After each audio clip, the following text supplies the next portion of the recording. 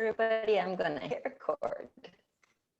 Welcome to Citizen Assembly Thunderdome, where we test ideas and hone debate skills in a real-life social political arena with the goal of holistic balance. If you'd like to participate, find out how in our podcast description. Let's go ahead and start with a round of introductions from our panelists. We've got about 30 seconds apiece to tell our listeners a little bit about ourselves and what's on our mind at this present moment. So I will start. My name is Megan Draving. I am located in Texas. I'm actually in Arizona right now, but I live in Texas. And my main points of focus are on human nutrition as well as deprogramming through education. So in other words, deschooling. So now we're going to go over and ask Odell, could you please introduce yourself to the group? My name is Odell. I'm from Austin, Texas, and my key interest is community preparation. And that's it. Thank you. Awesome. Thank you for being here, Odell. Stacy, could you please introduce yourself? I'm Stacy Gusson. I split my time between northern Michigan and southwest Texas. My main focus is community holistic problem solving. And on my mind in the moment is hearing more about the health care issues that you bring up, Megan. I find it extremely interesting, not stuff I've heard before, and it really expands my mind. Awesome. I'm so excited for this discussion too, Stacy. So thank you so much. Let's go over to Ilya. Welcome. Could you please introduce yourself? Hi, my name is Ilya Dorosh. I'm from Kiev, Ukraine. I'm interested in how software is eating more and more of the world, and as an activist, I'm concerned with the environment and use of herbicides and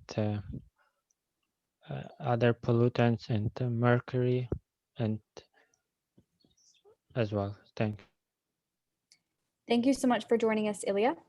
Lois, thank you so much for coming. Welcome to Thunderdome for the first time. Could you please introduce yourself? Yes, thank you very much. I'm so happy to be here. My name is Lois Diggs. I care very much about digging to the roots of things and getting to the core truth of matters. Usually I am host of Citizen Assembly Women on Sundays, 10 a.m. Central Standard Time, and I'm very much looking forward to this meeting this evening. Thank you. Thank you so much, Lois. Paul, welcome. I believe this is the first time I've seen you at Thunderdome, so welcome. Could you please introduce yourself? Thank you. Good evening. I'm Paul McKenzie. I live in Virginia, and I am primarily interested in education, public policy, and the law. Cool. We have something in common definitely with education. So nice to meet you, Paul. Thanks for joining us. Dan, welcome back. Could you please introduce yourself to the group? Hey, y'all. Dan Tweed, home care aide in Thousand Oaks, California, where I've also run twice and getting ready to run for a third time for the local city council, because I believe the government's #1 priority should be the health and safety of the citizens.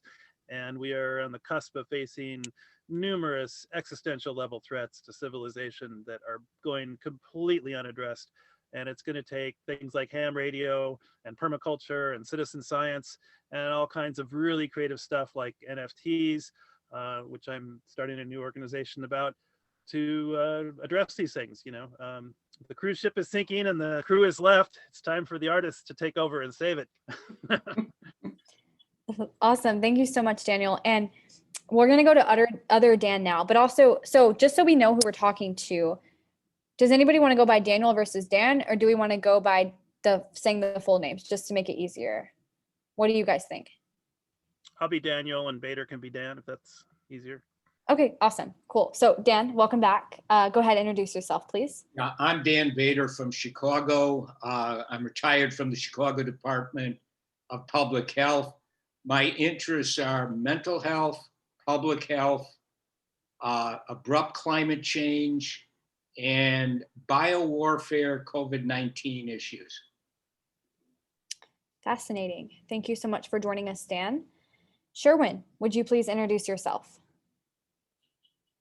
I'm Sherwin from Vancouver, Canada. My observation is that our financialized world is becoming more and more unstable with asset price bubbles, crashes, bailouts, and wealth inequality. I'm more interested in figuring out ways for and opportunities for more and more people to achieve opportunities for self-actualization. Thank you. Thank you so much, Sherwin. Alex, would you please introduce yourself to the group? Hi, everyone. My name is Alex Krotz. I'm generally located in the Chicago area. I'm interested in science and technology, and I look forward to tonight's discussion. Thank you so much for joining us, Alex. And last but not least, Cesare, the founder of Egora-ilp.org. Would you please introduce yourself? Hi, everyone. From outside of Chicago, currently in Bensonville, Illinois. My main concern as an activist, animal liberation and social and economic justice. My main interest as a thinker, ethics and economics. Thank you for having me here. Thank you so much, Cesare. I'm really curious to see how tonight's discussion goes. Okay, so now that we've all introduced ourselves, we are going to go ahead and move on to the presentation. So today I'm going to be presenting my idea, which is called the true cause of disease, toxicity, not microbes. This idea has been written up to share with others in Egora, the worldwide stock market of ideas, at egora-ilp.org. Egora is an online platform where people from all around the world can turn their ideas into policy to help build a better world.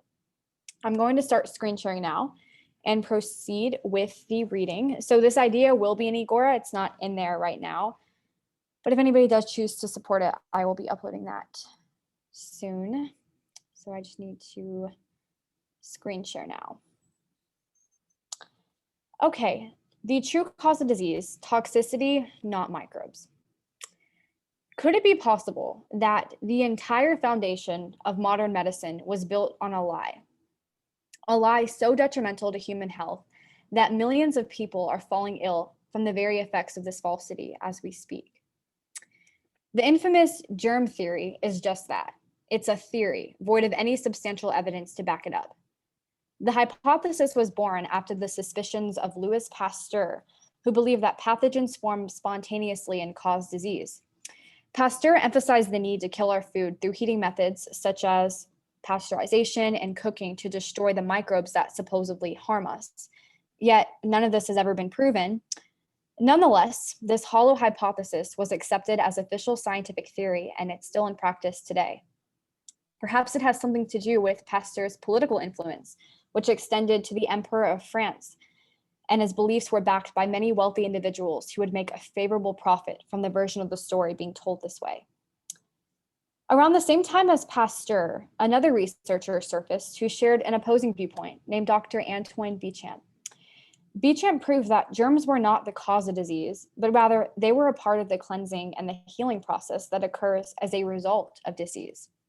Unfortunately, the medical industry turned a blind eye to Béchamp's work. But what did Béchamp's work actually prove? Béchamp discovered that bacteria are naturally created from small granules of life he termed microzymas. Microzymas, in his own words, were the organized and yet living remains of beings that lived in long past ages.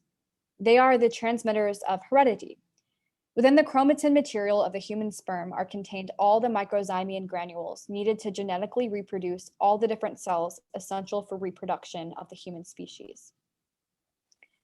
After many experience and microscopic examinations of these granules, Béchamp's research proved that microzymas were capable of developing into common living organisms that we call bacteria. Bacteria and parasites, he found, work in symbiosis with the body, feeding on dead cells and waste to eliminate toxicity and help us formulate renewed healthy cells. It's similar to how raccoons will appear when you leave garbage out for too long. Bacteria also appear to clean up cellular waste. Just like raccoons, bacteria are not the cause of the garbage accumulation, but they're more like the janitors that clean the mess up. So what actually causes disease if it's not microbes? The essence of disease can be easily explained in one phrase: cellular degeneration. Cellular degeneration results from the accumulation of toxins that over time damage cells and weaken the body. Over time, this degeneration results in diseases of all sorts. The next question is, well, how do toxins enter the body? And they can enter the body through multiple avenues: cooked and processed foods, radiation, and other environmental pollutants. Undoubtedly, the most significant factor that plagues modern society today are cooked and processed foods. So like Bechamp proved, microbes are naturally abundant in all living things. All food in its raw living state has the perfect amount of bacteria. When we cook and process food, however, we destroy most of the bacteria and the digestive enzymes, causing bacterial imbalances to occur. Now, why is this so detrimental? Isn't bacteria dangerous? Doesn't it need to be killed? Not at all. Did anybody here know that 99% of our bodies are made of bacteria, which means that we're practically 1% human? So most of the bodily functions are facilitated by bacteria. The bacteria in our food are supposed to help us digest our food. However, when we cook food and destroy the microbes, we're willfully massacring our helpers. Now the body is forced to perform the tasks that bacteria usually take care of all on its own, on top of the thousands of other cumbersome tasks that the body already is programmed to do. Gradually, this process forces the body to leach nutrients from healthy cells to service the weaker cells, and within time, cellular degeneration results, with disease following closely behind. One common example that we see in society is lactose intolerance. Just show of hands, is anybody in here currently lactose intolerant or has issues with conventional dairy? No. Stacy does. Okay. A handful of people usually do in society. It's becoming more and more of an issue. But pasteurization is the process of milk, heating milk, so to say, to extreme temperatures to kill the dangerous bacteria. Well, this heating process also destroys the digestive enzyme lactase, which is naturally present in raw milk to facilitate the digestion of lactose, which are the sugars found in milk. So the natural result for many people is lactose intolerance.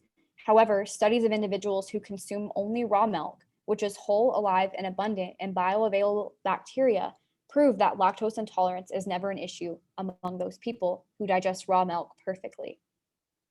I can definitely say that I'm one of those people. Now, imagine this. You're in charge of a city, but then suddenly you deem it necessary to murder all the teachers, all the police officers, the Supreme Court justices, and the janitors. Not only do you have to clean up the bloody massacre, but now you also have to remove citizens from their prior jobs to fill the position of workers you just eliminated. So can you imagine what the repetition of that process would do to a city over time? Slowly but surely it would degenerate, and the same is happening to our bodies when we eat cooked and processed foods. If we look at some wisdom from the primitive peoples who live disease-free to this day, the ones that still live in synchrony with nature. Well, in the 1900s, a researcher by the name of, I don't want to butcher his first name, so we're just going to call him Stephenson.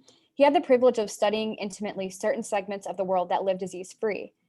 In 1916, Stephenson published his research in a book called Cancer, a Disease of Modern Civilization, where he wrote that Europeans have 5 ways to process food: by heat, chemicals, cold, drying, and fermentation. Of these, the Eskimos and Hunzas alike minimize or avoid the first 2, cooking and salting. Both processes have been thought carcinogenic by medical missionaries. Stephenson wasn't alone. There was another researcher named Dr. Weston A. Price, who also had the privilege of traveling the world in the 20th century to study the primitive peoples, and he compared their health and well-being to those in the chronically ill modern civilization, and his research can be documented in the book Nutrition and Physical Degeneration. Just like Stephenson, Price discovered that the primitives were healthy, happy, and lived disease-free.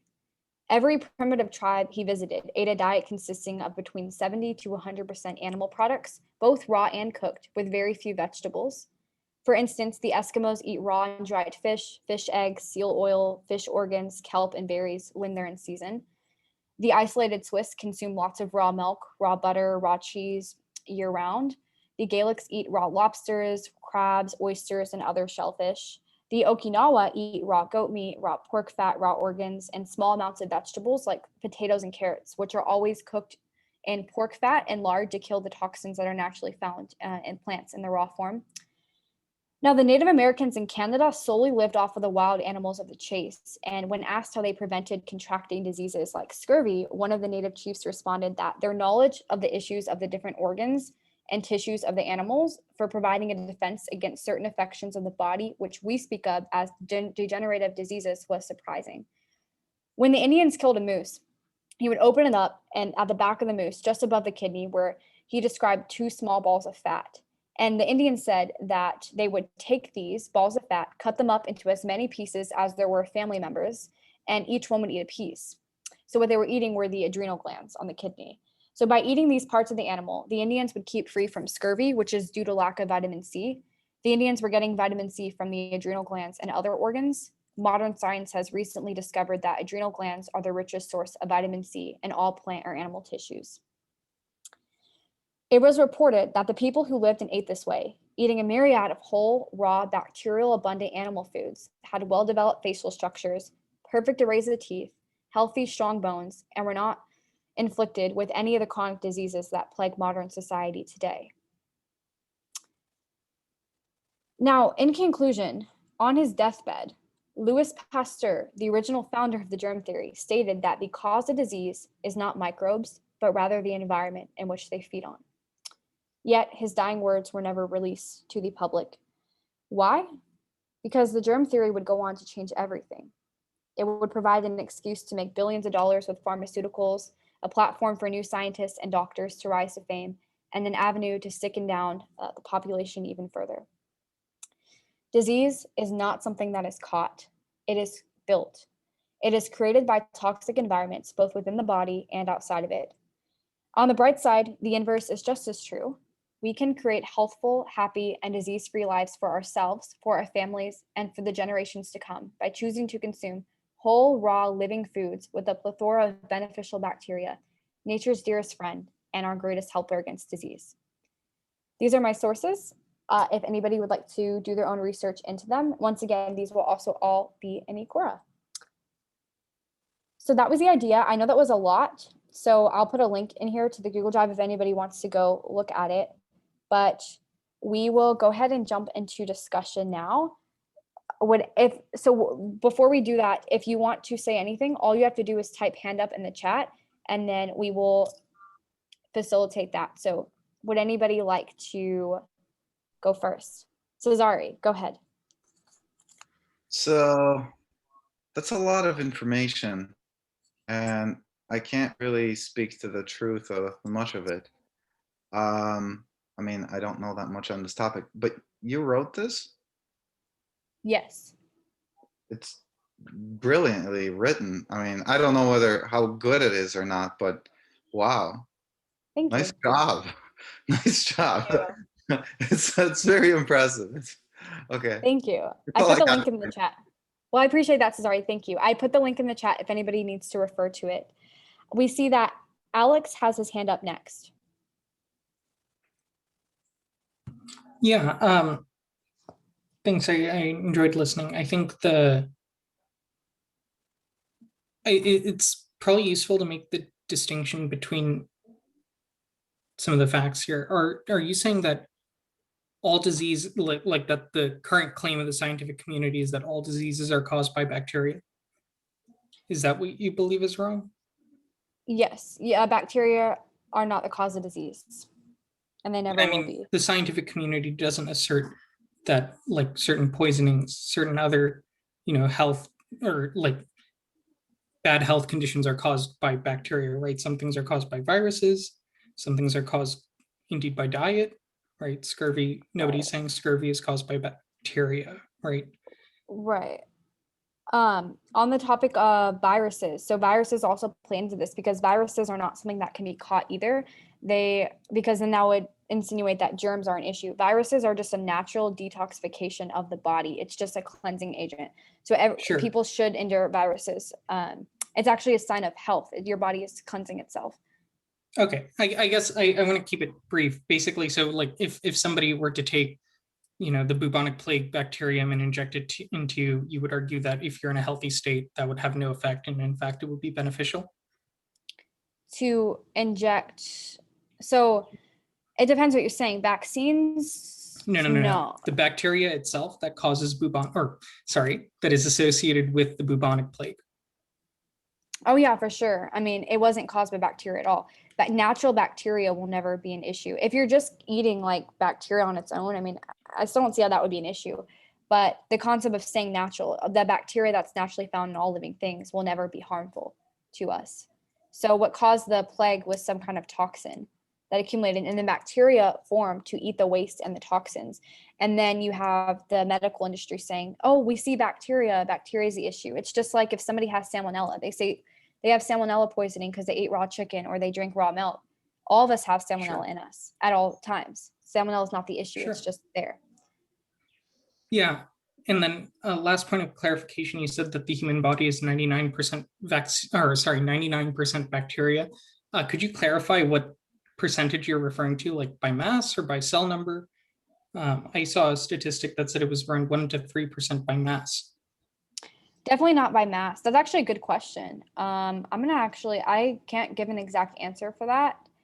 The significance of saying that was really just to hone in on the fact that if not all of the functions that occur in the body are facilitated by bacteria. So I think at a cellular level, like all of our cells are pretty much composed of bacteria. So composition wise, not necessarily by weight, but composition wise, 99%. Not sure what that means, composition wise. Once again, I'd say the importance of, once again, saying that was that bacteria is in every single cell in our body. It's on our skin. It's in our hair. It's just, our body is bacteria. We're walking bacteria. But like I can look at a bacteria cell and I can look at a human cell and they're not the same thing, right? But the bacteria cells make up human cells too. All bacteria is in our body. Like there is no getting around that. Bacteria is just composes, it's the building blocks of all life. Okay. Yeah, I think that's it for me. Okay, thank you so much, Alex. So Daniel, what are your thoughts? Couple things. First off, I think you got your initial fact about Pasteur wrong. You said that he believed in spontaneous generation when actually he is noted for disproving the long-held idea of spontaneous generation. So you might want to research that further. So what was the toxin that caused the plague? You said it wasn't a bacteria. Have we isolated what was the toxin responsible for that? I have to look into that. I don't know the exact toxin, but it was some kind of toxin in the air. All toxins are the cause of disease and cellular degeneration. And yes, actually, that was a pre-industrial society. I mean, where were these toxins coming from? Cooked foods. Cooked foods are a huge part of it. But people have been cooking food since the Stone Age. Why would it suddenly kill a third of Europe? Cooked food has always been an issue. There could have been, like I said, I don't know the exact toxin because I haven't looked into that specific scenario. If I did look into it, I could tell you. But just as a basis level, there's no way that bacteria could ever be an issue because it's in everything. So how could something that's in everything be harmful? It's just like there's one that Ramses had sent in one of the chats. I remember there's some water in some country that apparently if you step in it, you get worms. But there's toxins that infiltrate the water. And so your body is toxified. The worms, the parasites are symbionts that work within the body to help you heal. So they eat the toxins and the waste. And on the topic of the Black Plague was killing people in a matter of hours. And, a worm would take weeks to kill someone. I mean, you were seeing, bubules forming, in a day. And the only way to explain that is with bacterial exponential replication theories. But bacteria, there's never been one case that's proven that bacteria is harmful in any way. So it was some kind of toxin. Like I said, I don't know what it was. They could have pumped something out in the atmosphere. People could have been poisoned with something through toxic food. I haven't looked at that specifically, so I can't really comment too much on that. But what I can say for sure with certainty that what caused people to fall ill were toxins. Well, the weight of evidence is not going to support that, I'm afraid. I mean, it's a nice idea. I think parts of it are valid, but I mean, you can't just throw out a huge weight of scientific evidence and with viruses, we know they hijack the cell's replication mechanisms and create copies of themselves. We have all kinds of, advanced scientific evidence for this. So I mean, what's your background? Do you have any scientific training in microbiology, or what's the basis for your essay? I call hot debato. Okay, sure. We can go into hot debato. Daniel, do you want to go into that? Well, not really. I mean, just do you have a background in microbiology or scientific training to be able to make these claims? I just want to say hot debato at least once per meeting. So I know it's fun to say, right? Hot debato. There's two things. So I want to comment on one thing about Pasteur. He did end up denouncing a lot of his research, which was what I was referring to at the end. In the beginning, the concept of spontaneous bacteria was something he believed. A lot of it he ended up disproving, which is just shocking to me that it's not talked about more. Now, your question was, do I have any specific background or education? I have real life education in it. I've studied people, Autogenous Wonder Planets, Stephenson, who studied the primitive tribes. You have Weston A. Price. There's a lot of really great books that I've read. And of course, from personal experience too, I've been eating raw meat, raw animal products for a while now, and my health has only improved. I've never been sick from any of it. Well, I mean, for any proposition, it's possible to find outlying evidence. But if you look at the complete, body of current evidence, I mean, there's flat earthers that will, cherry pick the evidence too and say that it's a flat Earth. But I think what you're off on is some kind of cherry picking, expedition here. So I'll let someone else take over. All right. So next up is Lois. Well, thank you, Megan, for putting this together. You've clearly spent a lot of time reading and then writing it up. So thank you for that and for sharing this with us. Unfortunately, I am rather skeptical about this for a few reasons. The statement that we are 90% bacteria was a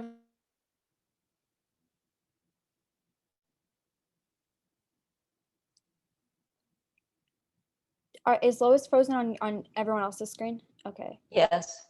Lois, I'm sorry. Red flag to me. It just didn't sound believable.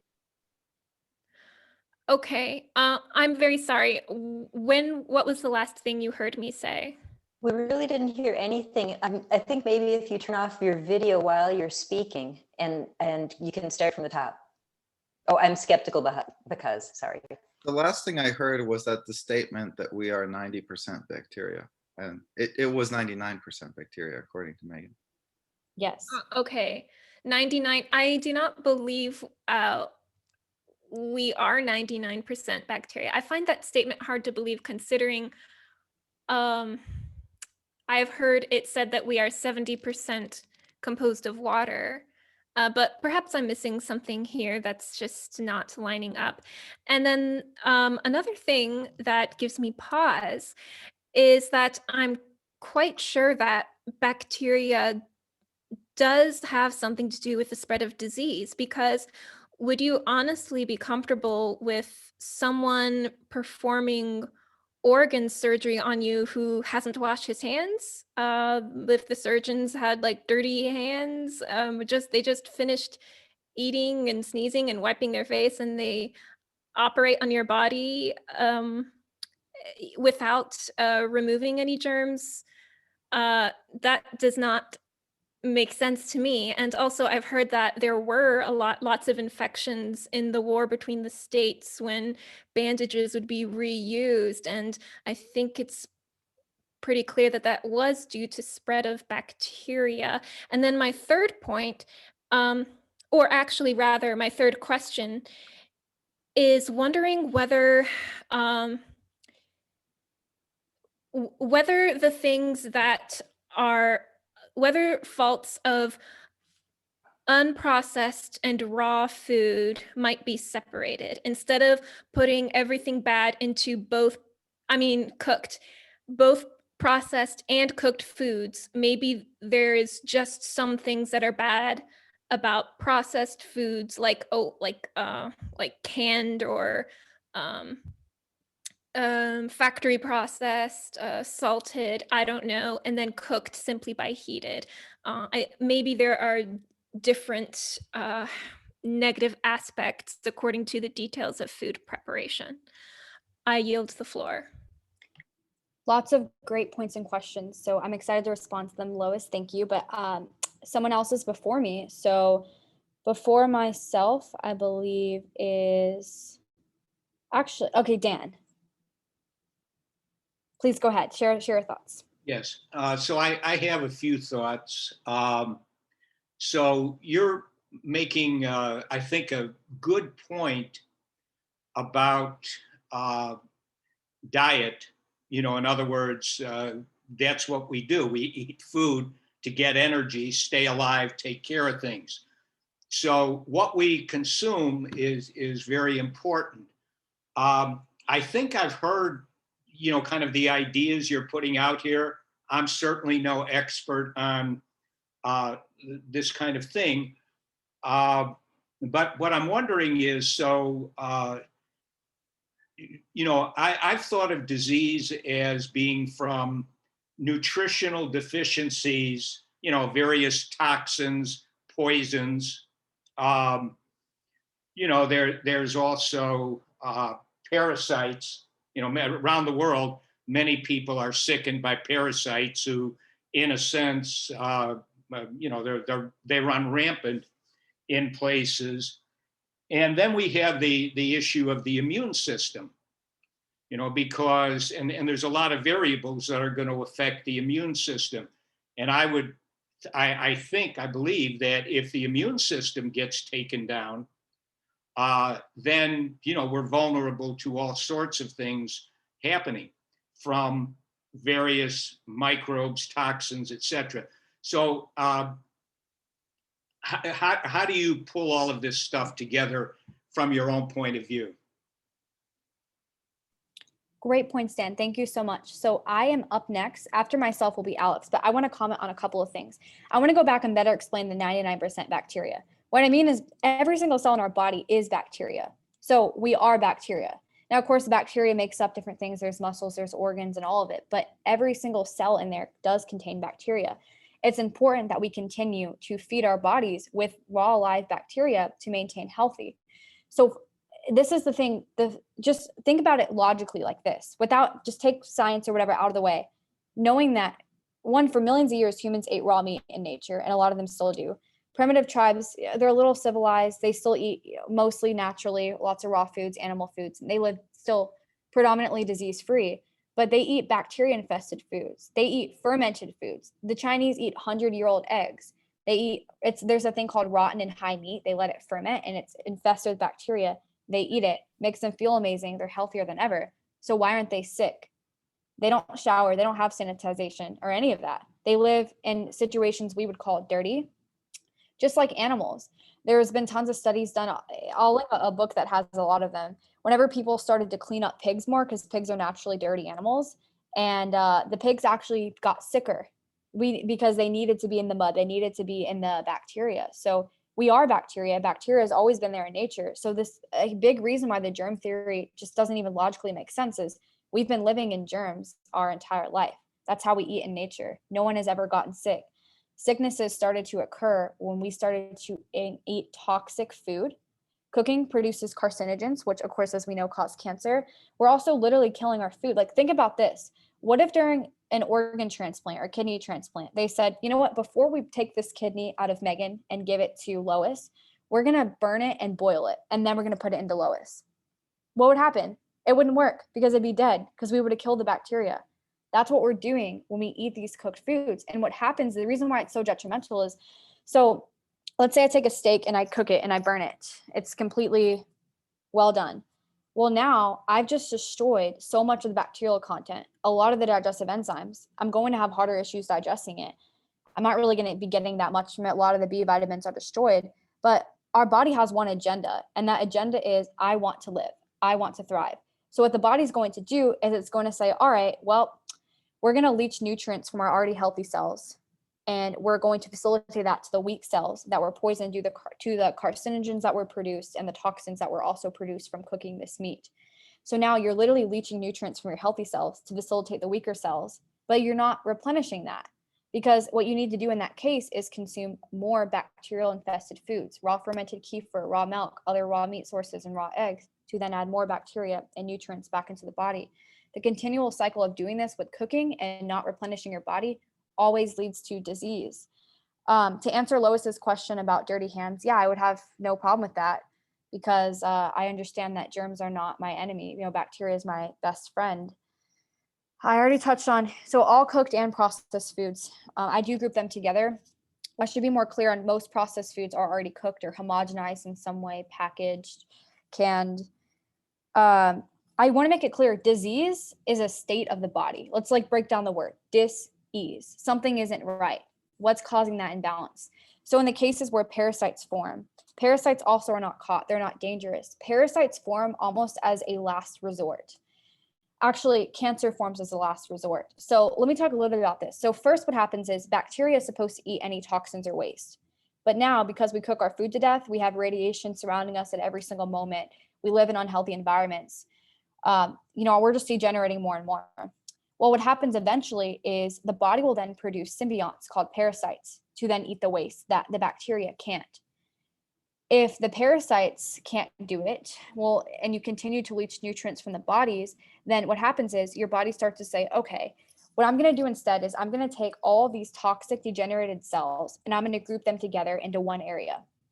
And I'm going to produce a certain type of cell to try to eat the toxins. And those cells are called cancer cells. So that little pouch that's formed to contain dead cellular waste is what science or the medical industry calls a tumor. When we break it down, we can understand that we should not be attacking cancer cells whatsoever. We should be attacking and getting rid of the toxins that are causing the production of these toxic cells, which are grouped into tumors. And then the body's response is to produce cancer cells to eat this. And I know it goes against everything we've been told. It sounds crazy, but it's just the truth. We live in an upside down world, unfortunately. Last thing I want to say is bacteria boost the immune system. So it's so corrupt on a bottle of raw milk, on the back of it, it'll say something like, this food should not be consumed for sick people with weak immune systems or pregnant women. And it's just the complete opposite. We need the bacteria to help us facilitate cellular processes. It's a proven fact. There is no getting around that. If you have a weak immune system, you should be eating more bacteria to help your immune system function way better. It's just, there's so many lies out there. And when we really break it down, it's just logical. I always just say revert to nature. I'll just leave that again before I bring it to somebody else. How is something that's been done for all of human history supposedly now the big cause of disease? It just doesn't make sense to me. Next is, let me make sure I'm getting this right. So Alex went, okay, Alex is next, and then Cesare. Yeah, so I think there's a big misunderstanding that's going on your end, Megan. It's you're claiming that science categorically casts bacteria as bad, like germ equals bad. This is not remotely close to what the scientific consensus on the nature of the role of bacteria in human health is. There's an emerging field called microbiome research, and that looks at the role of bacteria in human health. One of the landmark studies in that area was on fecal transplants, where they took a population of people that seemed to be less prone to getting a particular type of cancer, I believe, and they transplanted the feces of those people into people with the cancer and observed, does this have an effect on their survival rates? Bacteria is not cast down as some sort of horrible thing by the scientific community. Raw milk is not labeled with this warning to prevent people from getting the bacteria that they need. It is in the event that the raw milk contains a particular bacterium that could be harmful to people with weakened immune systems. They're not asserting that, lactose-producing bacteria are harmful for you, or the bacteria in cheese is harmful for you, or even most of the bacteria that exists are harmful for you. There are particular bacterium that produce toxins, for instance, botulism. The botulism bacteria produces the botulinum enzyme. That can cause paralysis and death. I think the other point is your characterization of what a tumor is, I think, is a gross misrepresentation. Tumors form for the sole reason that there's a disruption in their replication cycle. I think you attribute that to the presence of toxins, which is interesting. And since I think you include radiation as a type of toxin, So then that sort of goes in line with the idea that, okay, if you irradiate a cell, you could cause it to become a tumor, which is not an outlandish idea. But the idea that tumors are some sort of like good thing that your body has done intentionally, I think is a mischaracterization. Anyway, that's, yeah, I mean, chemotherapy is not the same thing as saying tumors are good for you, Megan. Okay, that's it. Okay. Thanks. Thank you, Alex. Before I respond to that, Cesare, were you up next? I think so. So my problem with this is that, I mean, it's like everything is good according to what you're saying. Like all this stuff is good for you. I don't think so. I think the universe really is trying to kill you every day and every moment. It's trying to find a way, and your body is constantly trying to fight against it until one day it just can't keep up anymore and it dies. So, I mean, I think bacteria are as good for you as, you know, well, no, there are different kinds of bacteria, right? I mean, I think they're as good for you as like all the animals in the savannah. Some are, or whatever that's called in Africa. Some of them, you know, are lions, and some of them, sure, they're kind of good for keeping the balance of nature. But if you cross paths with a lion at the wrong time, it's gonna mess you up. It's gonna eat you. And you know, bacteria, you know, it's not like all the animals out there are trying to help you out. No, some of them just want to kill you and eat you. And that's, yeah, I think it's a little bit delusional. But some of the stuff you're saying is kind of interesting. And I mean, you're right. Like, what was his name? Joseph Goebbels or whatever, you know, Hitler's propaganda person. I mean, wow, props to that. Your propaganda is magnificent. Oh gosh. Thank you. Okay, thank you, Cesare, for sharing. Odell, I do see, I'm sorry that I think you raised your hand earlier. Like, go ahead, Odell. What do you have to say? That's okay. I was suffering through my iPad trying to fail. So yeah. No, this is, I agree with patches of it. Most of it's, I would reframe a lot of it. But I wanted to ask you first what your education was, what your background was, because I know that it looks like that you've read a lot about this. And so what have you studied, or what was your academic background? A lot of it's personal experience. So my journey kind of started, I went out on a plant-based diet when I was 16, and it really harmed my health. I then found through there some guy on YouTube who reacted to plant-based diet eating, and he ate raw meat, and it was so shocking to me at first. The more I listened to him, the more I saw that what he was talking about had truth to it.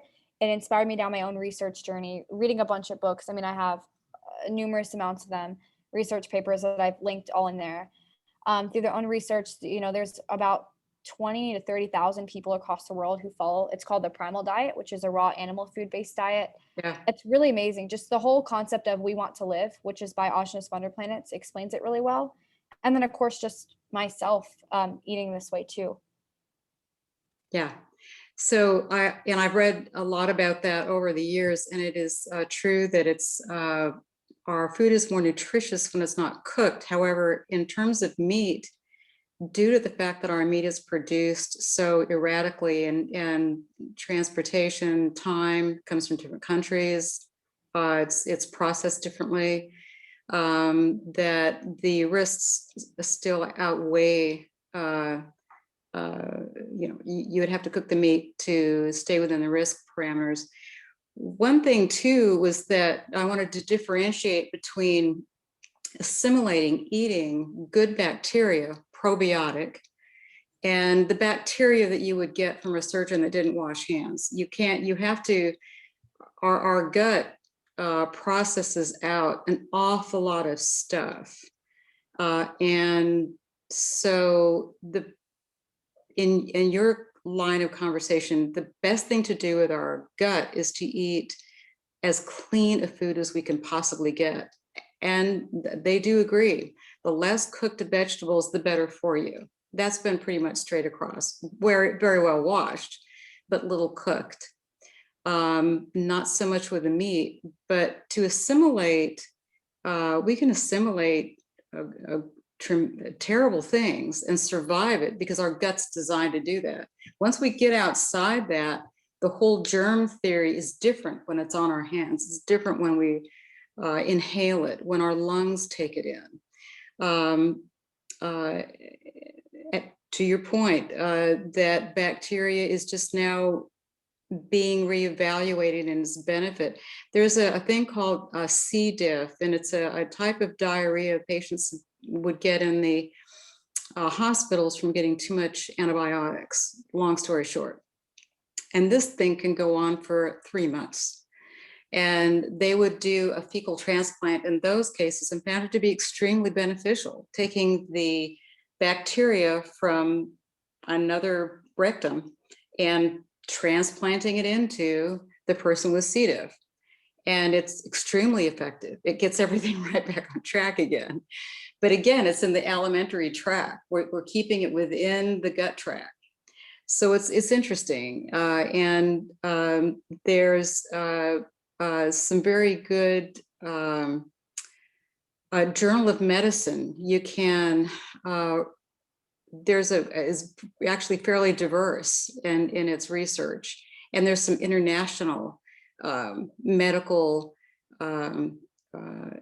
research groups that will let you, partake in researching those, reading their research. And there's a great deal of information there. I would recommend that you add that to what you have. But it's an interesting concept. Awesome. Thank you so much, Adele. I really appreciate your feedback and some great information. So I'm going to comment on a couple of things, and then we'll go over to Lois next and Daniel. But let's take a trip to my fridge, which is actually, I'm at my brother's place right now. So his fridge. And I want to show Alex the warning label that's required on raw milk. I just got this from a farm today. So I don't know if they put it on there, but yeah, so it says raw milk, not pasteurized, may contain organisms that are injurious to your health. And then this one's pretty basic and simple because it was purchased right at the farm. But there's certain milks like in California that I bought before that they can sell at stores because it's legal there. They have to put even more strict labels. And this is one of them. So they're pretty much instilling fear in people about bacteria. So like this right here. Warning, this product has not been pasteurized and may contain harmful bacteria. Pregnant women, children, and the elderly persons with a lowered resistance to disease have high risk for harm for this product. It's a complete lie. Those are the exact people who should be drinking raw milk. That's what's going to help them. A lot of this is on pretty much all raw foods, even juices to like raw orange juice. It'll say, this process has not been cooked, warning. Just a bunch of fear mongering people to discourage them. Because the agenda, the people in power, not all of them, most of them want people to be sick and vulnerable. They're easier to control that way. Now, not saying that everybody in the medical industry says that bacteria is bad. So you're right, I should be more clear on that. But the general concept is that microbes and bacteria are dangerous, cause disease. And what I'm really trying to point out with this discussion is that that is not true. No bacteria is bad. The same bacteria that's on, the only reason if somebody were to do open surgery and not wash their hands, the only issue would be, did they touch any toxins in the process? Because if not, it's not harmful. Whatever bacteria they put in that person and me, that's fine. People in nature, they eat the raw animal right there. They cut it open. They take cups, they drink the blood right then and there, hands all over their face. They all share stuff. And then they go about their day and do other stuff and they come back and do it. So the only way bacteria could ever be bad in any way is if it's man-made in a lab. And once again, it's unnatural. To comment on what Cesare said, all nature is indeed good. Not that the entire world is good. The world is just a made-up concept. The society we live in is just an idea. It's not real. Most people in society are just in costumes, pretty much. Just because, the idea that somebody goes to college, gets a degree, and is now a doctor, all that is just an idea. It's actually not real. It doesn't exist. The only things that actually exist are those in nature. Not that any of it's good or bad, because good and bad is also subjective, but the real things, that the synchrony of nature, the cycle of life, the things that are naturally there are all good and always will be good. Now, it's all about perspective, because Cesare says if you walk in the savannah and you get eaten by a lion, it's bad. but is it really? Because you just fed the lion and now yeah. So it's the way you look at it. It's good. I mean, not that I'm encouraging people to get eaten by lions. I'm not. I mean, at that point, if you walk in the savannah or safari, you're just asking to get eaten by a lion. So don't do that unless you live there and you have some kind of shelter. But yeah, everything, the way that nature goes, it's perfect. Nature, in a sense, nature is like God. Now, not to bring religion into it, but I think that's what nature is. And once again, the body has one agenda, just like all living organisms, and it is to live. And it's going to do whatever it can to make that happen. So tumors are produced by the body to protect it. So instead of having toxic cells, dead cells all over your body, it's condensing them to one place. Because imagine if you had, like, let's say that this entire room was messy and there was papers everywhere. It would take me a lot longer to clean than if the papers were just in one corner. So that's what the body does. So that way it can more effectively execute that. The medical industry will poison people with chemotherapy, which is it just makes people sicker, increases their death rate. What they should be doing is feeding people whole raw foods that would immediately dissolve the tumor and the dead cells within the body. And it's been proven many times. Once again, We Want to Live is a great book to look into, among many others. And then the last thing I want to comment on that Odell made a great point is that a lot of the meat in modern society is toxic. I will say that. I have a video I'll link I made about what to look for if you're going to eat. I don't know if anybody here would eat raw meat, but if you're going to get meat from the grocery store and eat it raw, there are certain kinds you want to look for. If you're going to eat raw meat, you want to eat it from a non-toxic animal. The best way to do that is get it from your local farmer directly, support them. Make sure you can ask them, were your animals vaccinated? What do your animals eat? You can meet the animals right then and there. Of course, you can hunt yourself or, just knowing the source of your food. So just really, we want to emphasize toxins are what we want to avoid. The bacteria, once again, it will never really be an issue. Okay, that's all I have to say for now. So we'll go to Lois, to Daniel, and then we'll kind of do a last little round. It's almost at time now for closing remarks. So if anybody else wants to say something before we move into those within the next 5 minutes, type hand up. If not, then after that, we're going to go into closing remarks. So Lois, go ahead. I would like to yield to Daniel because I could quickly say my piece in my closing remarks. Okay, thank you so much. And actually, before Daniel, we had Dan Bader is up. And No, I then, was first, actually. oh, okay, I'm sorry, Daniel. Never mind. Daniel and then Dan is afterwards. So go ahead, Daniel. Okay, a couple points. You said the body wants to live. Okay, but the body is a 30 trillion cell intelligent pattern of protoplasm. So are you saying that every cell is hyper aware of what it needs to do and is in contact with every other cell? I mean, that's a pretty extreme claim. Actually, that's true. Yeah, that's what I'm saying. True. That's true. Yeah, I mean, there is evidence that there is a mitochondria acts as a photon microtubule nervous system. Amazing. But yeah, there is some, kind of esoteric evidence for this. I think Roger Penrose is one of the advocates of this. Okay, but earlier you talked about natural bacteria are great, but the unnatural bacteria are bad. Now, how do we tell the natural from the unnatural bacteria? You can easily tell all natural bacteria is just present in raw foods. Anything that's unnatural will be something that's created in a government lab. Really? We can create, that would be huge news if we could create custom bacteria. I mean, that would be a front page banner headline. We have yet to create life. I mean, we can recombine existing life, but we can't create de novo, bacterial microbes. Are you saying we've done that? No, I'm just saying theoretically that'd be the only bacteria that could be bad because it would be unnatural. But I'm saying all bacteria found in natural living things is good. So really, when you say bad bacteria, that's kind of a what is that, like a theoretical category? Yeah, well, yeah, bad bacteria doesn't exist. The only case that bad bacteria could ever exist is if it was made in some kind of lab. But right now we don't have that, so there is no such thing as bad bacteria. Okay, well, I think you used the term natural and unnatural, actually. So I still don't understand, if we have lab samples of, unnatural bacteria. That'd be fascinating if we did. I mean, it sounds like something we'd have to find on Mars or something like that. I would love to get some further clarification, but I know we're short on time, so I'll let someone else jump in. All right, good points, Daniel. Thank you for that. So Dan Bader, you are up.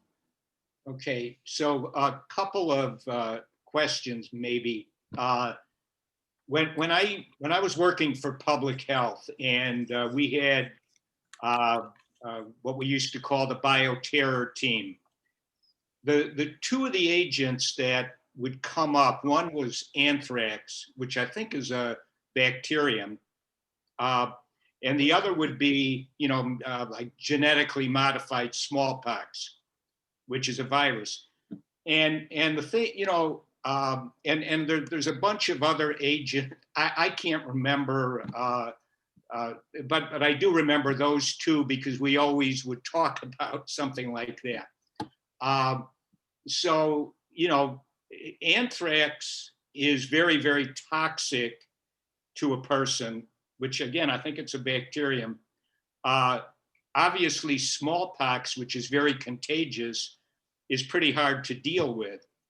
And so what are your thoughts about anthrax and something like smallpox? Great point. So I think any type of medicine or anything I'm against. Smallpox, I don't consider that to be contagious at all. A lot of the things that are mentioned in history is covered up and manipulated to support the germ theory for many reasons. Smallpox is just, viruses are just detoxification. That's all it is.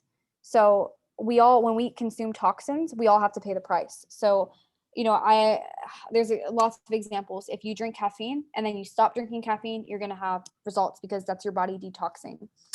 So smallpox is just merely, now once again, I don't know the exact toxin that caused smallpox. I could look into it and find out, but what I can say right off the bat is it was some kind of toxin that produced the reaction in people's bodies, and the virus is just the body's cleansing process. So that's pretty much what it is. So the point is that viruses are not alive and viruses are not contagious. So they can't be spread from person to person, but people who are in the same area, like imagine if everybody was in one area and toxins are sprayed into the air, then yeah, everybody would get sick and it would seem like it's contagious, but in reality, all the people are just exposed to the same toxins. And because all our bodies have the agenda of I want to live and thrive, then they're all going to have the same detoxification process. And the point is if we completely stop giving people poisonous medicine, the body would heal itself with, once again, whole, raw, bacterial abundant foods. We shouldn't be eating dead food and expect health. But Dan, was that it? Did you have any other points? Well, yeah, I'm just listening to what you're saying. I can't necessarily, refute it or support it. But I do think that, in the minds of people who are for example, right now we have the COVID-19 virus situation. And so in most people's minds, and that's the way I was educated, a virus like smallpox, which is infectious, is, very dangerous and can really do people in, especially if it's tampered with a little bit, which they can do. And also anthrax, even though it's not contagious, if you inhale it, you're in really bad shape. And that's a bacterium. And one other thing, and I don't remember whether it was a parasite. I think it's a parasite. The Toxoplasma gondii parasite. I think it's a parasite. That it circulates through cats, and then cats,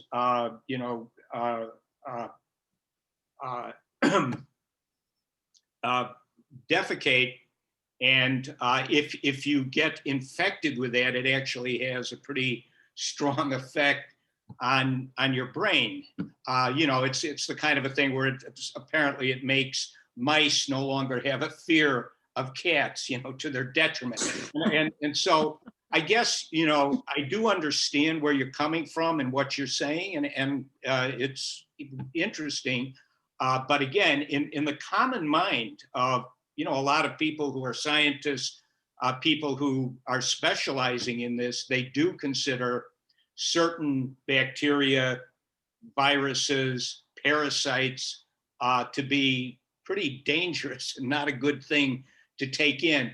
And the just final thing I would say is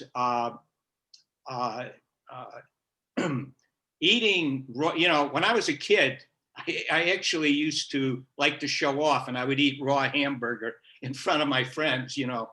And it never affected me, to my knowledge, in any kind of a negative way. Who knows? But you know, it just seems like, generally speaking, it's not a very good thing to do. A lot of people are adversely affected by it. That's all. I just wanted to throw it out to you. All right. Thank you so much, Janet. I just want to comment on the last part really quick, and then we'll move into closing remarks. Unless, Adele, your hand is raised. I'm not sure if that was from I'm last sorry, time. that was from before, and I don't know how to, yeah. Okay, I thought you guys like took that down for me. no problem. I'll go ahead and remove it. Yeah. But you know, raw meat is one of the best things you can eat. It's just what's in nature. It's just food in its natural state. And anybody that becomes sick to it is, no one would ever get sick from raw meat. What happens when you cook it is, once again, you cause bacterial imbalances and issues happen. I can link a study of, there were virtually no reports ever of any sickness from raw milk until we started pasteurizing milk. And then sicknesses came from pasteurization because you're messing up the bacterial imbalances. But saying that raw meat is bad isn't also saying that bacteria is bad, which, once again, I guess this is my postulate that no bacteria is bad. All bacteria is good. Therefore, raw foods are good and nourishing. But we're going to go ahead and move into closing remarks. So, unless, did anybody have any last thing to say? I know we didn't hear from Paul or Ilya. If you want to stay silent, that's fine. We can hear your closing remarks, but I just want to make sure you guys didn't get left out. Or we have JDS iPad. Nope. Okay. That's Joy, Bruce's mom. JDS iPads. Joy. Oh, okay. Okay. Hi, Joy. I remember meeting you at the either CA Women's group. Yeah. Okay. So actually, before we move into closing remarks, I didn't do this at the beginning. I forgot. But just to show of hands, who is in general support of this idea? Okay. So I have myself and Stacy, and I believe that is all. And I will be writing this idea in Egora and uploading it there. So if you would like to, you can just look at my ideological profile either this evening or tomorrow. Now we'll go ahead and move into closing remarks. So I will go ahead and ask Lois if she could please start us off. Thank you so much, Megan. So I am thinking, I remember you said that you went to a plant-based diet, but it really harmed your health. And now you're eating raw meat, raw milk, and you are in good health. That, it made me think about myself and a friend that I know, because I cut out meat from my diet when I was 16 or 17. And my body felt a lot better and I looked a lot better. And then I started cutting out more animal products. I have a friend of mine who is vegan and she's brimming with health. Mm-hmm. So it makes me wonder, it could be that some of these diets are well implemented and some of them are not well implemented. And another factor could be that some types of diets are great for some people and some types of diets are really not so great for others. So so maybe in time we will learn more about the ideal diet for individual types of bodies. But I do appreciate you sharing your views, and I agree with some of what you're saying. Not all of it, though. And let's see. That's it. Thank you. Great. Thank you so much, Lois. I will share my comments to that during my closing remarks. So I'll go over to Daniel. Could you please share your closing remarks with us? Oh, I'd be glad to. You know, I totally get and I totally support your enthusiasm because, you know, when we're faced with the epistemological tragedies of modern society, it's easy to just throw out the baby with the bathwater and make extreme conclusions, but this is like the trap of the flat earthers. This is the trap of the all or nothing. You're for me or against me. I mean, Aristotle called it the problem of the excluded middle. If you say it's one way or the other, then you're excluding the entire range of middle ground possibilities. And, that's why we have the scientific method so greatly ensconced by the pan-Hellenic Greek thinkers. I mean, I just got done watching a thing about the Antikythera mechanism. They found this thing on a Greek shipwreck off the island of Antikythera, and it was so complicated. It showed when the Olympics were happening, when all the eclipses were happening. We had no idea they could make something this complex because, I mean, geez, they melted down they burned the Library of Alexandria, not once, not twice, not 3 times, but 4 times, and it's, I mean, we really need to be careful about losing our scientific rational heritage, but I appreciate your enthusiasm, and I just hope you'll be a little more prone to accepting the weight of evidence that's independently confirmable. Thanks.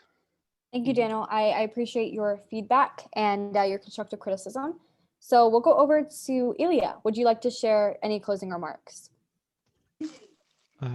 Yeah, so actually I don't agree with your virus theory that the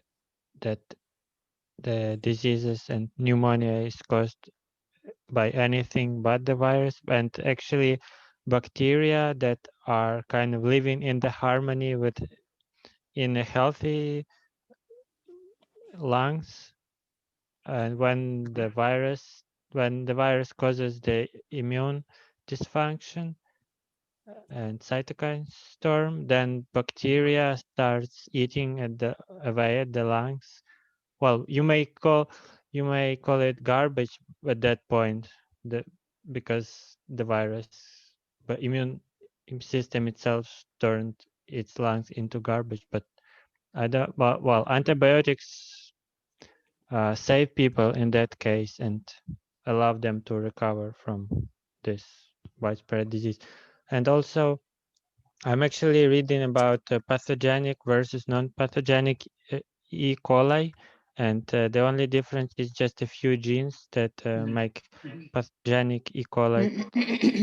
Like they resist phagocytosis by using a sleek capsule, leukocytins, and other anti-phagocytic mechanisms, and they produce toxins that alter the metabolism of host cells, and they produce colonies within the tissues.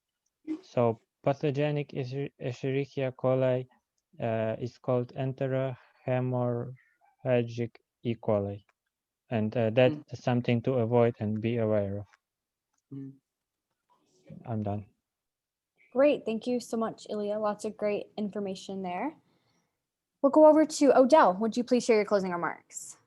Well, so this was a really interesting vantage point of yours, and I think I have to support to say that the doctors today, immunologists, infectious disease doctors will say the worst thing we ever did was to create antibiotics, because now we're screwed. That they're going through all of these very, very brilliant bacterial modifications. It modifies itself like virus does. They're billions of years old. They know what they're doing, and they're way older than the human species. And that we've boxed ourselves into a corner.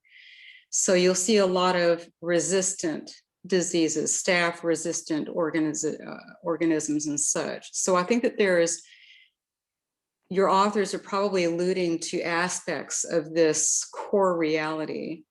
However, I think that there's virtual fact, things are shared, viruses are transmitted, but that's to say what our bodies do with those transmissions depends on our overall health. And to eat clean raw food minus meat, in my experience, is the best thing that we can do to set ourselves up. I think what we didn't get into enough were those things that constitute virtual toxins: meat prep, food prep, the things we wash our clothes with, the what's in the water.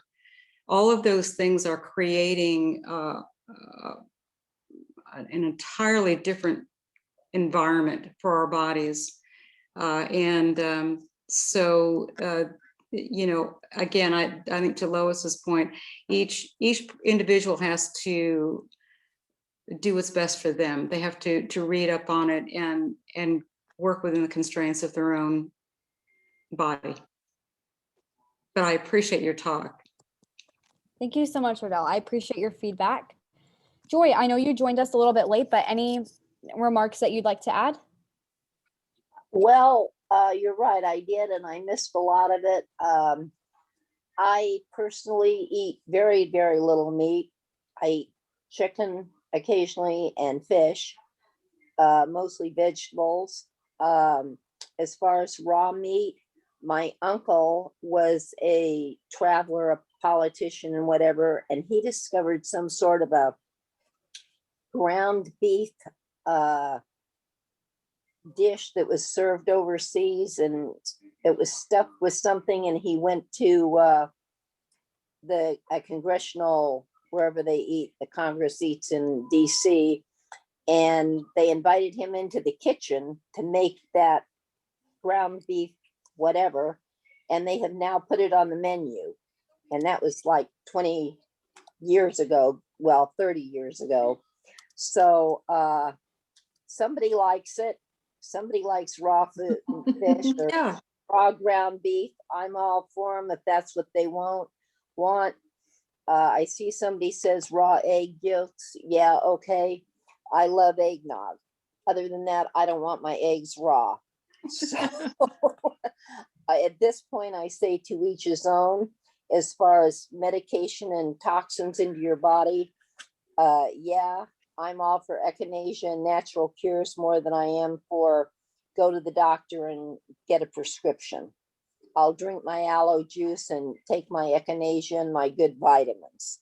That's right. So that's my say. Thank you, and I appreciate you listening to me. Thank you so much, Joy. I love that you mentioned that. The dish was probably tartare, which is mixed together a raw ground beef and egg yolks. It's a traditional German dish. Most cultures do have some kind of traditional raw dish just because that's what we've always been eating in nature. But super interesting. So, Alex, would you like to share your closing remarks? Yeah, thanks. I also enjoyed listening to your overview. I think in regards to the main point, or at least you said your premise was all bacteria are good, therefore the most raw food that we can eat is good. I think like the conclusion is probably fine. Like I think eating more whole foods and more raw foods is probably likely to be good for you, but I don't think you have to preface it with the statement all bacteria are good. As far as the germ theory, I don't think you've presented a convincing argument against the germ theory of disease, at least as far as it's used currently. But yeah, thanks for the presentation. Cool. Thank you for your feedback, Alex. So we will now go to Paul. Would you like to share your closing remarks with us?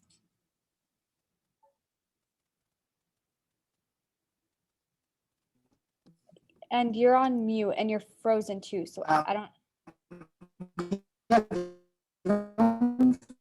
Yeah, I would say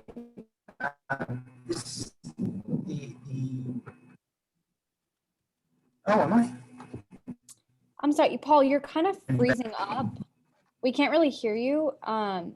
If you maybe, okay, maybe it's not a doable thing you can right go now. ahead, I don't know. type Maybe what you'd like to. technology is, Do you guys better? hear? Oh, You can try now. If we can't hear you, then you can always type it in the chat too.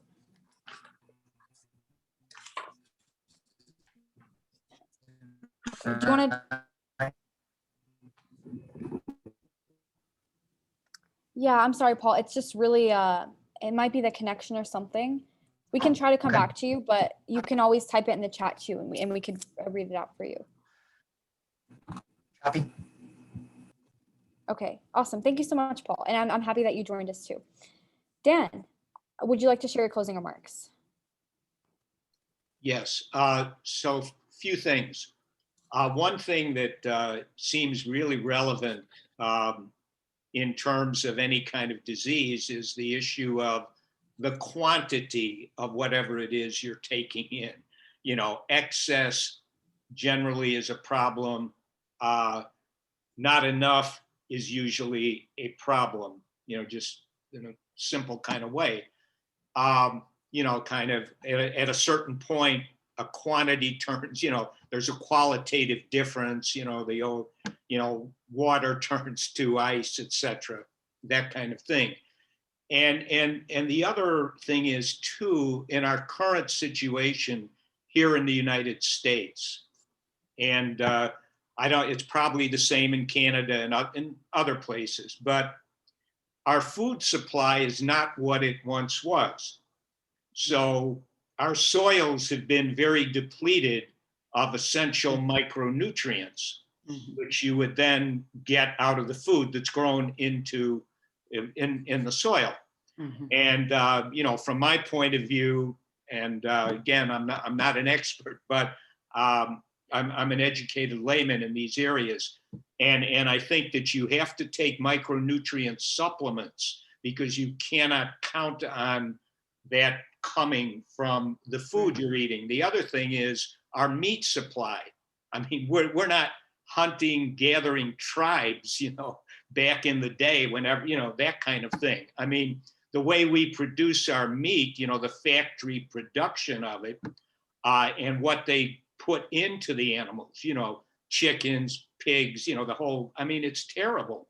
And so the meat that we're eating and the plant food that we're eating, it's not what it was probably just a few generations ago even.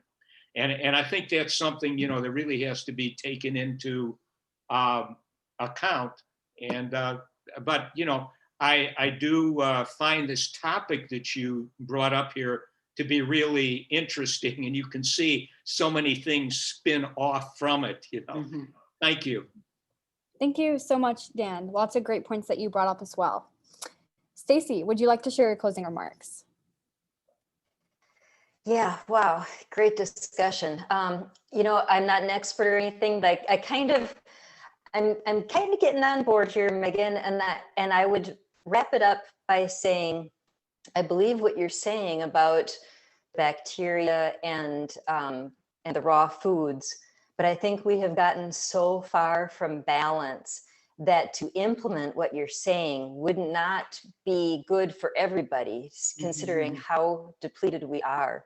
But if we, and I think it would be a ridiculously long process to get to that point, but I do believe that we need to get back to that, and everything we're eating and doing is incredibly unbalanced. And if we were balanced, then we could be eating the raw food without the problems with the bacteria. But that's just me, I don't know. Thank you so much, Stacy. Cesare, would you like to share your closing remarks? Yes. I think we can all agree that the government has a few specific and necessary roles: to build roads, to print money, and to grow bacteria in a lab. So I really don't appreciate all of this hate speech about certain types of bacteria being less equal than others. I think we need to abandon this archaic, ignorant rhetoric of bacteriaism and accept that lab-grown bacteria lives matter. Thank you. Thank you, Cesare. Okay, I have my closing remarks are up next. So there is only one natural human diet. We like to think that every human can eat differently, but it's just like any other animal in nature has one natural diet, just as we do. That diet has always been raw meat. It's evolved over the years due to civilization. They started cooking it and then bringing in plants. Plants are seen as a starvation food in nature. Also plants lack over 15 essential micronutrients. So including vitamin B6, B12, vitamin A, vitamin F, certain amino acids, creatine, carnitine, plants lack cholesterol. I mean, there's no tribe in nature has ever been vegan or plant-based and never will be, because even humans that are born, the first thing that we consume is raw milk, which is breast milk. All animal milk is raw milk. Now, veganism is a very relatively new thing. New as in around 2010 is when it started to get popular. So we haven't really seen the long-term effects of a vegan diet. We've seen the long-term effects of eating high amounts of animal foods and raw animal foods because all of us are here today because of that. Veganism, on the other hand, I mean, there's a video I'll link in here. There's a whole series on this that documents people who degenerate as they go vegan. What happens in the beginning, why people feel good on the vegan diet, is because they're self-cannibalizing. The body eats itself because the body, one, we don't have the digestive tracts to digest plants. We need animal fat and cholesterol, which composes every single cell of our body. Our brain is 60%, 40 and 60% split between saturated animal fat and cholesterol. Very, very important. Now, another thing too is supplements are also unnatural, and there's no need to consume supplements if you eat your natural diet, which isn't just raw muscle meat. I'm not just talking about eating raw ground beef. I'm talking about eating organs too, kidney, liver, brain, all of that, eggs, lots of shellfish that are very mineral rich. Those are your natural supplements. Raw oysters, once again, raw organs, raw milk is a superfood. If we eat naturally, there was no need to have any supplements. We wouldn't be lacking any nutrients. We should source our food responsibly. We should not support factory farming. We should either hunt our own food or regeneratively raise or support our own. And I believe that the very last thing that I would like to summarize is, once again, think about it. We've been eating raw animal foods predominantly since the beginning of time. Weston A. Price was actually, when he went on his expedition to study the primitive tribes, he was trying to find one that ate a plant-based diet. He wanted it to work. He really did. And I think all of us that follow plant-based diets, or at one point or another, we want it to work. We want to believe it can, but it just doesn't. He didn't find one tribe that did. The tribe that ate the most vegetables, the Hunza, meat was scarce. So they actually preserved the animals and got raw dairy out of it. That's where most of their nutrition came from, but they were sicker than most of the other tribes. So in nature, we've always been eating raw animal foods. There's so much bacteria there, yet people who live naturally never get sick. They live healthfully, happily, no crime in the communities at all. They don't feel the need to be afraid of their other members. Women give quick and painless births. Native American women were described, they go into a bush, they give birth alone, and they come back. It's very simple, very easy. When we eat and live naturally, we live healthfully and disease-free. And the problems that exist today are a result of unnatural living.